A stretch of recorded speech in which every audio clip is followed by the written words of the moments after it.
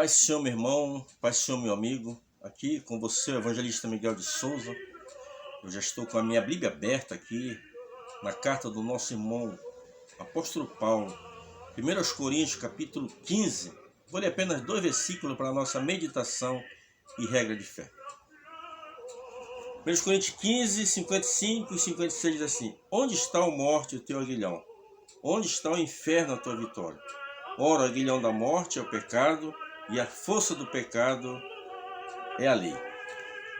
Este texto sagrado aqui eu quero trazer para você uma mensagem sobre um assunto que nós seres humanos não gostamos de ouvir falar.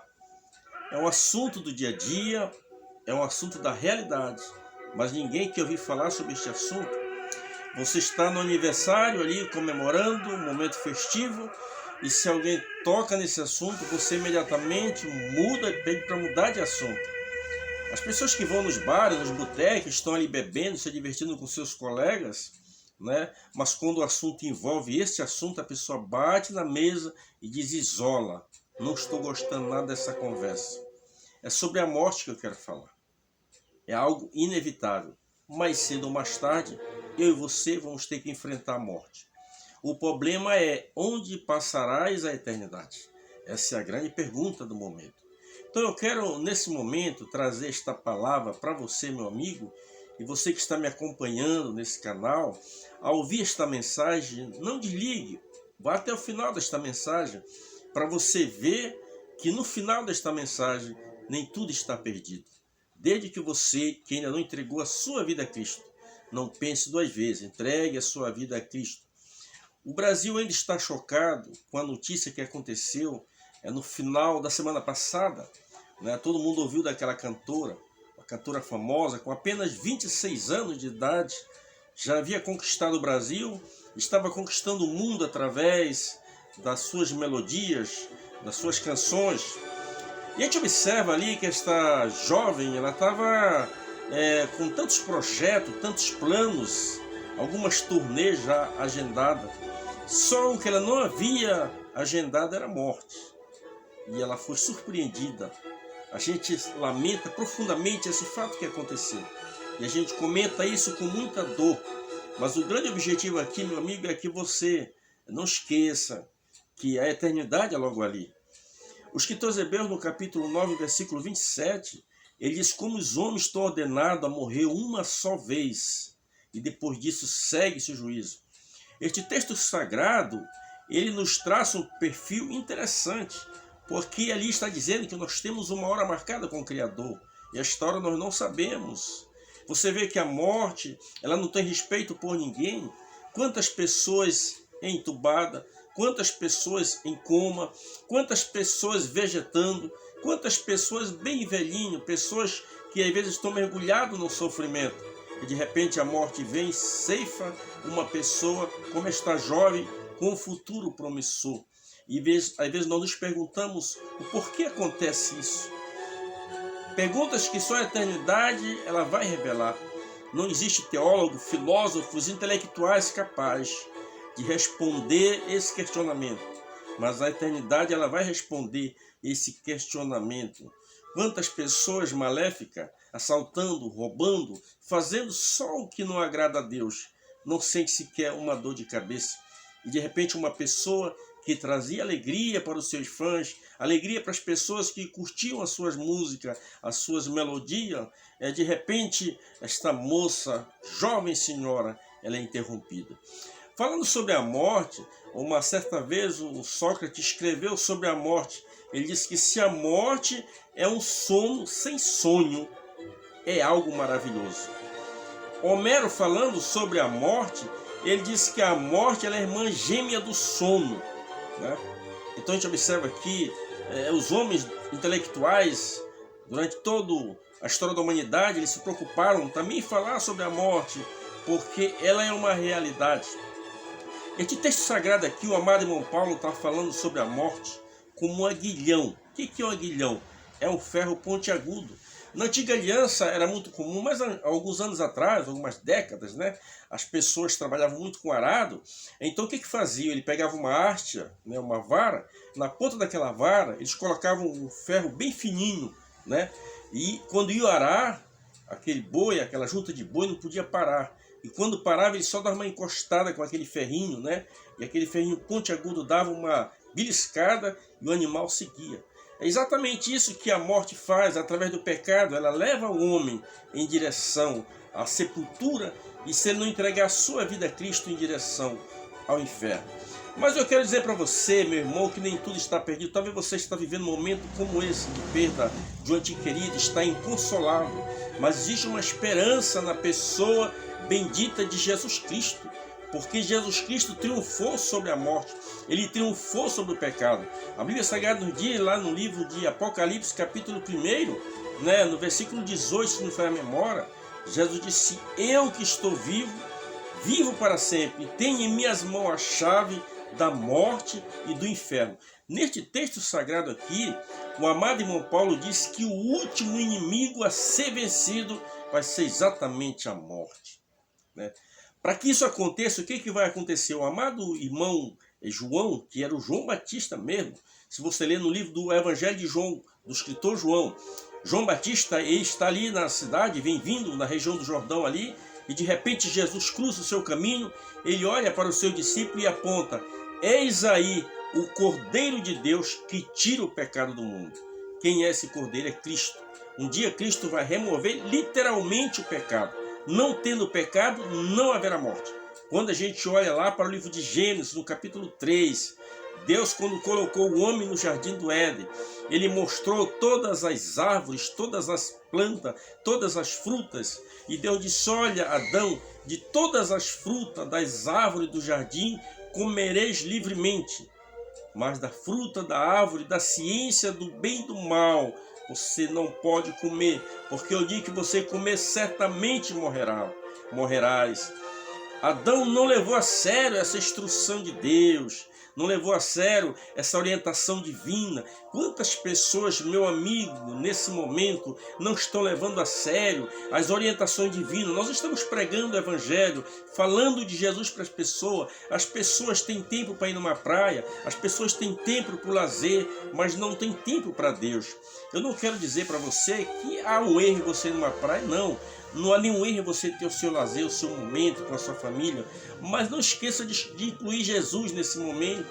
Não esqueça de incluir Deus, que Deus possa fazer parte da sua vida, que Deus possa fazer parte desse momento que você está vivendo, porque a morte ela é uma realidade. Então nós olhamos aqui para este texto de Gênesis e a Bíblia diz que Deus expulsou o Adão e a Eva do jardim do Éden, porque primeiro o diabo foi e ao se aproximar da Eva, né?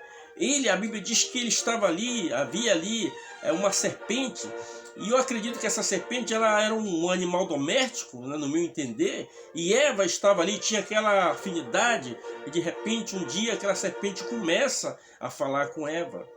É certo que Deus disse que nem de todas as frutas do jardim vocês podem comer.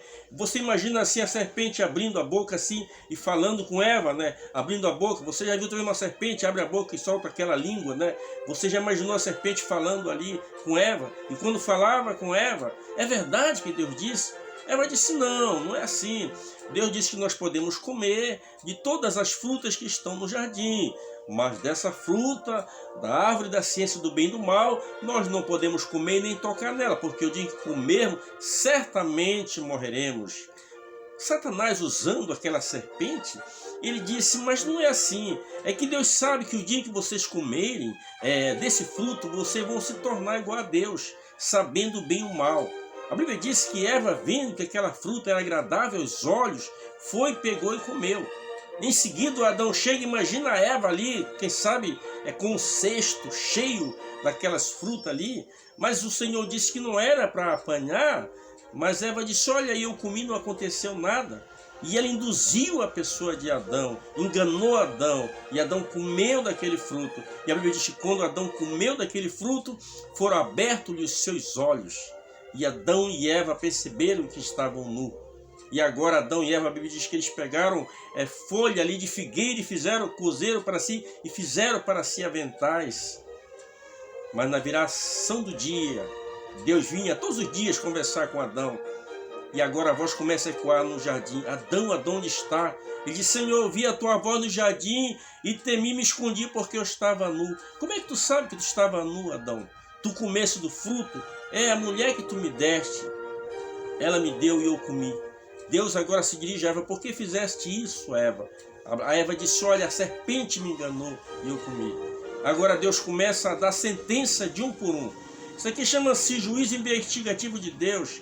Deus já sabia que Adão ia cair, já sabia quando ele caiu que havia caído, mas Deus foi ali para investigar ele, para ouvir da sua própria boca, né? Então você observa que Deus agora começa a sentenciar. Primeiro foi a serpente, né?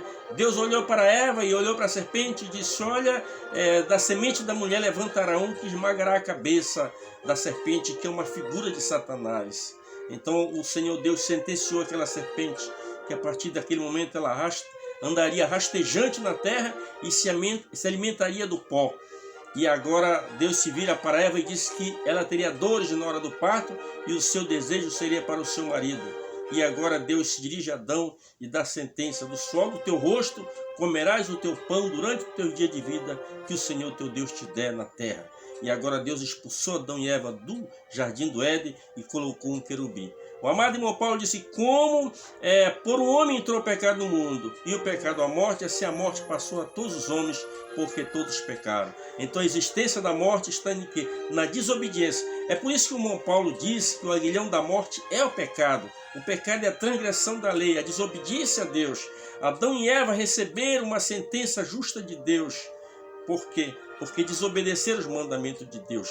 Por isso que vemos pessoas cegas, pessoas paralíticas, vemos pessoas com determinadas deformidades, tudo isso, consequências, efeitos inevitáveis do pecado.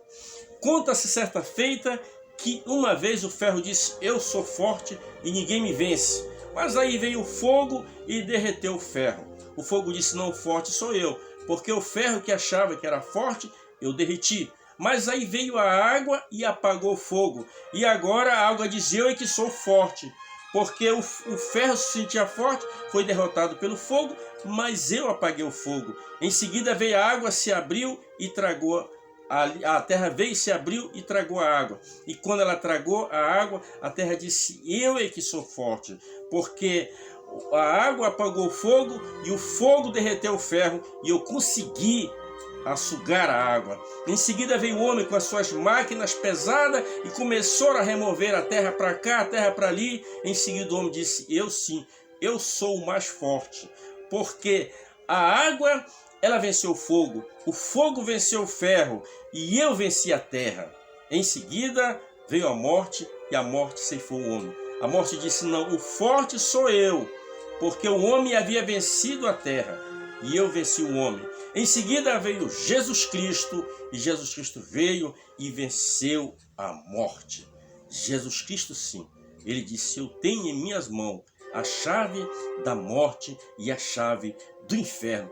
Portanto, meu amigo, meu irmão, nem tudo está perdido, mas entregue a sua vida a Cristo, para que quando você der o último suspiro aqui, você possa entrar nos portais eternos e ouvir aquelas palavras lindas de Jesus. Vinde, bendito de meu Pai, tomai posse no reino que vos está preparado desde a fundação do mundo. Jesus disse em São João 14, o verso 1, não se turbe o vosso coração, crede em Deus e crede também em mim, na casa de meu Pai há muitas moradas, e se não fosse assim eu vos teria dito que eu vou preparar lugar, e quando eu for preparar lugar, voltarei e vos receberei para mim mesmo, para que onde estiver, estejai-vos também. Então nem tudo está perdido. Esta dor, ela vai cicatrizar. Se você está passando por esse momento da perda, não entre em desespero. Confie no Senhor. Entregue o seu caminho ao Senhor. E Ele vai trazer a solução, o consolo, o bálsamo para a tua vida. Então o aguilhão da morte é o pecado, mas não esqueça que Jesus,